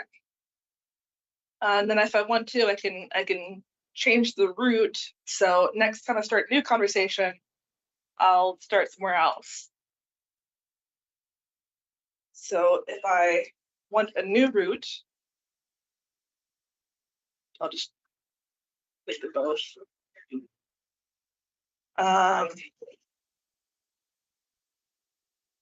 So that's a new topic holder. So instead of going back to the start again next time, I'll go over here and have a dialog node. So we're going to start if you walk up and talk to this person again in the future. Yeah. So here the player will say, I don't want to interact. If I save this, this will generate some nodes. I don't want to Hopefully. go with. And hopefully if this worked correctly.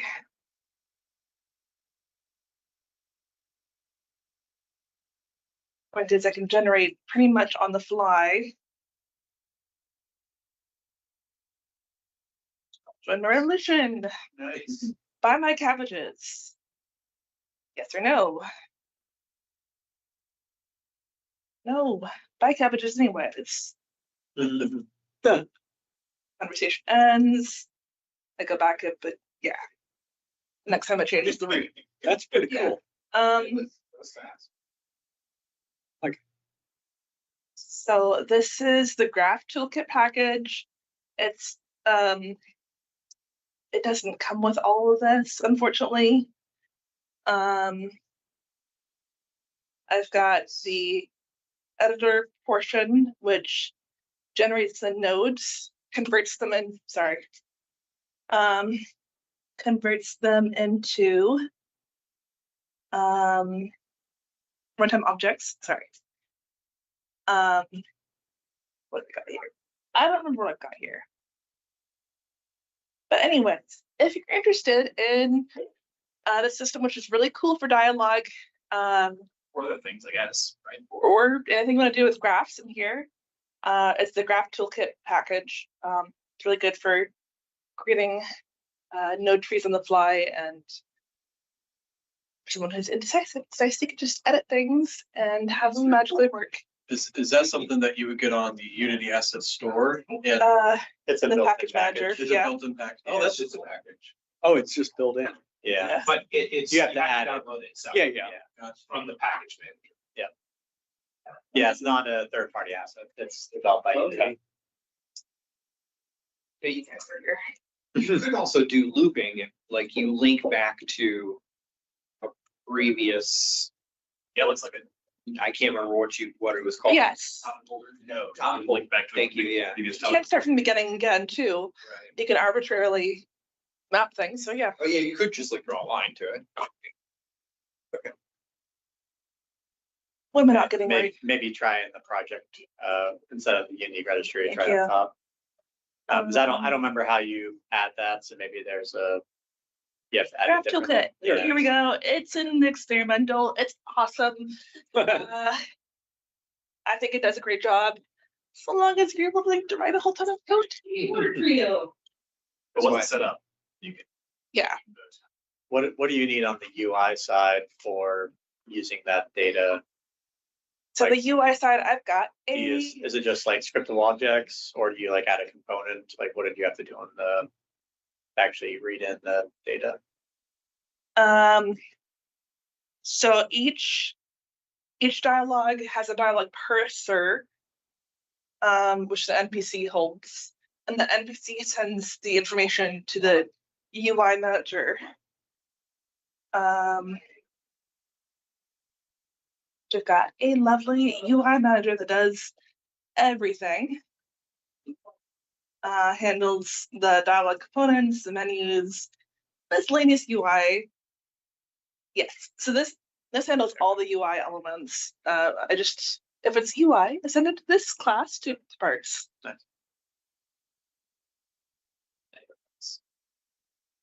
Make a class. Yes. Yep, any questions? What are you currently working on for your game besides dialogue trees? What's your next kind of like steps of your project? Thank you. The bigger picture is I'm trying to get a demo package that I can distribute to streamers, so I can get my wish lists up for Steam and start stressing out way too much about metrics. Yeah. I'm So how far along is your game? always a year away from being done. I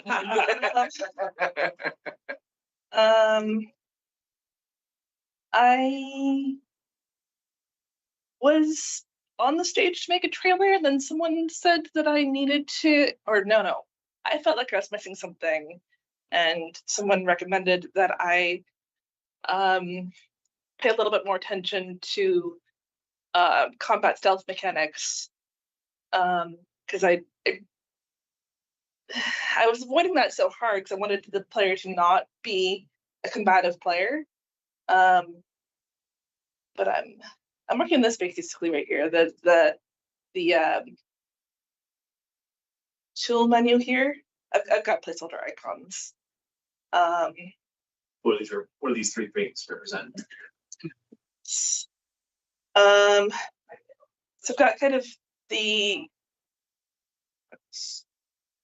so I'm doing with more of in the stealth genre. The top one will be more physical, hands-on, making noise, interaction.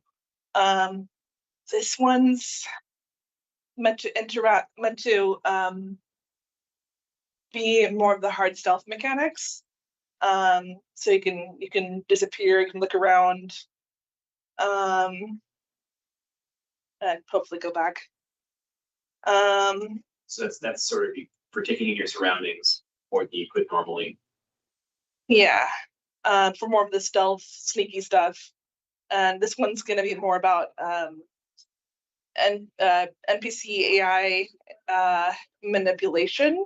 So if you're keeping track of enemy patrol logic, you can divert their path or manipulate them into taking action. Tricks. Yeah, tricks. Mm-hmm. Where do you get these assets?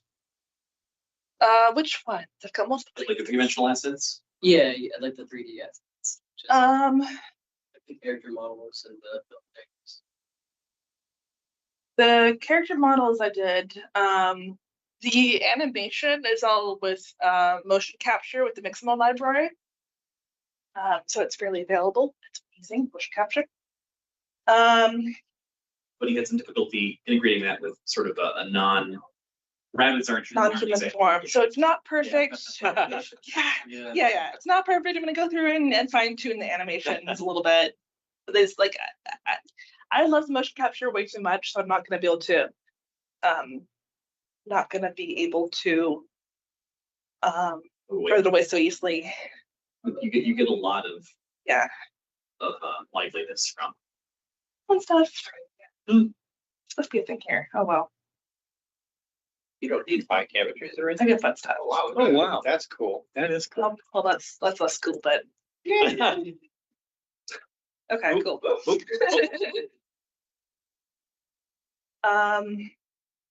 It's quite the cat. So Okay. I'm integrating more of the stealth system mechanics, so I can do a little bit more with more of the tense side of gameplay. Post this is more like more chill navigation, narration, pick up things, move things. So yeah, I've been considering more what I want on the stealth side of gameplay. Oops. So trying to get from point A to point B without getting occupied. That kind of. So I've got a fun fade out. I'm hidden. Yeah. Because I'm small and I'm hiding in the grass. I don't have a whole lot going with enemy AI, and I probably don't need to. It follows you, if it spots you, and then it looks around if it can't find you. It de-escalates from aggression to alert, and then goes back to neutral if it still can't find you. So I don't feel like I have to do a whole ton with enemy AI here.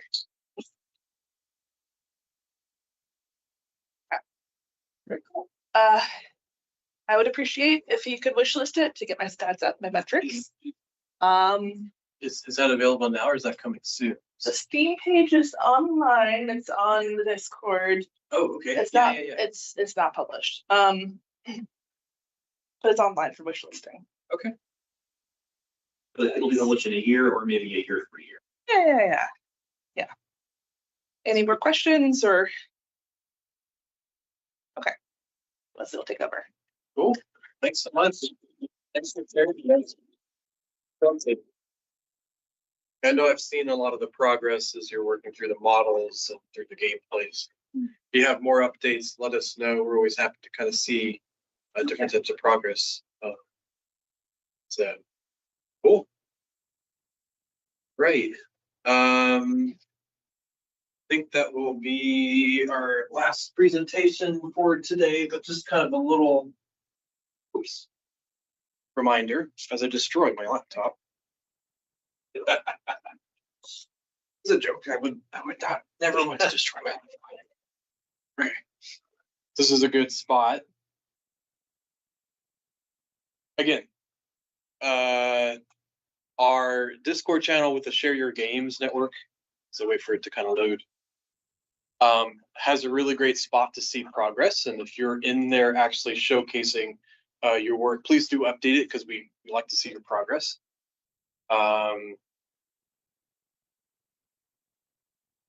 It doesn't like me. But that being the case,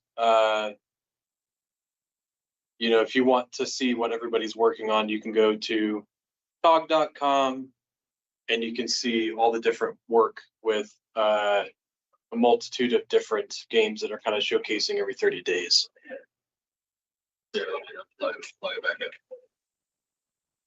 Doesn't work? Try again. Yeah, it's loaded now. Okay, cool. There you go. All right. So again, if you go to thecog.com, go to Discord, go to our Discord channel, go to Share Your Games over there on the left side. You'll find the most up-to-date games kind of floating to the top, and you'll see, for example, Rosemary, and you'll see some cool 3D print stuff that you've made. Is that 3D printed? Yeah. Yeah, that's really cool. So you see little figures, little updates. We like to see that. You don't have to just post here. You can also post. So let me see if you have your Steam on there. Yep, at the very top. So if you want a wish list, feel free to go to that link. Show some love, but you could also feel free to add it in shameless plugs, right? If you want to post here. So we had John who was here. He had to go out early today, but he's always updating some of his more podcast like views of like retro Atari games. He does a little show at least once a month, so definitely check that out. And so there's always updates here you can do. If you have design work, questions, if you want to add some cool artwork, we always have Isabel's doing some really cool artwork from time to time. So some cool stuff. Sir Randall does some physical items. He makes box art for games, which is really cool. Yeah, that's cool. Yeah, so he's done a lot of stuff for like Space Quest and all kinds of things. So it's always cool to see his work. If you like making music and sound effects, it's a great audio channel in there. For your more physical type of projects, hardware is great too. We get a lot of cool stuff from Liam, Duke, and I see a lot of times forget Debbie's in there. Yeah, so there's always some kind of cool stuff. Someone's working on some like hardware stuff from a Pac-Man machine. So if you're interested in just conversing with folks, like I'm always surprised to see all the cool stuff kind of going on in our Discord. So definitely for those of you who are online, check it out. For those of you here, check it out when you get home or during the thing. So that'll be our presentations today. So again, thanks for everyone, coming out. Just to kind of recap in our events again, you can find this at the COGG.com/events, and you'll see our meetup page. But our next event is Prototype and Play, which is Friday, July 10th. It's going to be online in our Discord channel from 6 p.m. to 9 p.m. Eastern Standard Time. And then the GameDev meetup for now, tentatively, is going to be online. It's going to be via our Discord and YouTube channel, July 25th, 1 p.m. to 4 p.m. Eastern Standard Time. If there's other events or changes to these events, I'll make sure to let you guys know. Again, we're going to be trying to do more in-person events, but in July, we'll be probably mostly online, but it'll be a great time for those who couldn't make it out to these to be able to chance to kind of showcase there as well. For you all here today, feel free, if there's any kind of food or drinks left out there, feel free to use that. Mingle with each other if you want to kind of showcase your games. To set up this here, we'll be here till about 4 or so. So like, feel free to hang out here. There's also Christians in tech, yeah, over across the way if you want to interact with them. But otherwise, thanks so much for everybody coming out today. Thanks, Caleb, for helping us out with the audio visual. Thanks so much. And thanks to all you who made it online as well as presented today. We have a lot of fun doing these. Otherwise, have a great rest of your weekend. Have a happy 4th of July holiday, and we'll see you guys next time. Thanks, everybody. We'll catch you later. Bye-bye.